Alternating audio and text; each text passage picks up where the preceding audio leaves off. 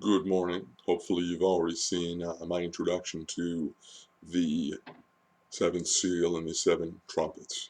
Each of those salpinxes is going to be played by an angel, going to be used as an instrument to grab attention. So, as I said before, it will be very time consuming, and I know that we need to be cautious about time on these things for your attention span and loading speeds. This all happens in Revelation 8. Um, read it. If I have made errors of quote, errors of interpretation, please tell me. If I have blessed you or equipped you in any manner, please like and subscribe and pray for me in these hard times. The seventh seal is opened, and the first angel plays the first trumpet. And blood and fire and hail come to the earth and eat up all the grass and burn down a third of the trees. We are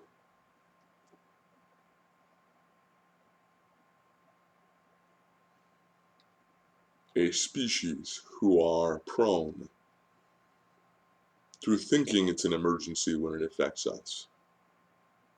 Um, there have been recently massive fires across the continent of Australia that seem less important to many of us because we are struggling with a quarantine here. My problem, your problem. I assure you, whether you consider yourself an environmentalist or not, I consider myself a steward of God's resources because He made it. It's His stuff, it's His farm, um, and good sons and daughters take care of their father's stuff as an expression of how they love Him. So that's my perspective on the earth. But if a third of the trees are gone, it will reduce our oxygen dramatically, and our entire air system will change. It may be like the American Dust Bowl as far as a difficulty for breathing and a thickness of atmosphere, but more so all of the grass, all of the plant cover upon the earth just goes. Meaning that whatever this horrible thing that contains blood, fire, and hail, um, it's going to burn up anything on the earth that doesn't have a severe plant root system that can endure these things. There are actually species of pine trees, at least coniferous trees, that only reproduce in a forest fire because their cones are programmed genetically to release seed at a certain temperature. So those, apparently, we're going to be stuck with. But what happens when we don't have grass or low-lying plant cover on this planet? It will be, first of all, a massive hit to agriculture. You don't think of grass as being important to your survival, but I eat meat. Most humans do. The animals you eat are being fed, among other things, grasses and grains that will be decimated by blood, fire, and hail. And the animals that don't die are going to get thin and are going to get real expensive because there's going to be a rush on the last meat on earth. The cows that were fat enough to survive after they run through all the food supplies are going to be real thin and really expensive. It will be hard to eat. It'll be hard for ruminants, that is, deer, things like that. The wildlife that form part of ecosystems out here, hard for them to eat.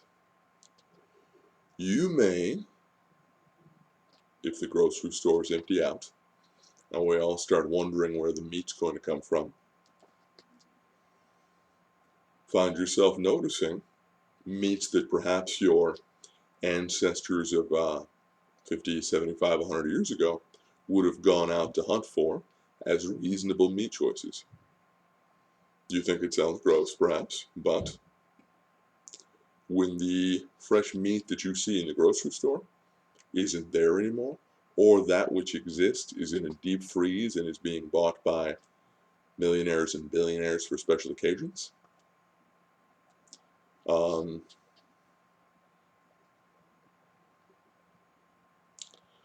you may begin thinking, squirrel, possum, blue jay, it sounds disgusting. But remember, if we put all these things together, where those that haven't taken the mark won't be going to grocery stores anyway, and you're going to try and give your family and yourself a balanced meal, and protein is a part of that. You may find yourself putting squirrel meat in front of your child and saying, "Oh yeah, it's just ham.